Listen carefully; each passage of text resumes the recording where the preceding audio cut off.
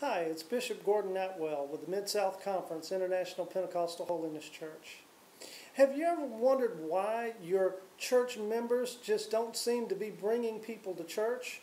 One of the things that I have found that helped our members become inviters are special events. For example, a 4th of July dinner on the grounds or a fireworks display. A back-to-school blast where you play games with the kids and celebrate that they're going back to school, or even an end-of-the-year party. These events allow people to invite people to come to church. Quite oftentimes your people may say, hey, would you like to come to church with me? And people say no. But if you say, hey, would you like to come to a barbecue at our church? Would you like to come to a sports event? Would you like to come to this back-to-school blast fireworks display? You begin to set them up as they begin to be a witness and they begin to invite people to your church. You begin to set them up for success.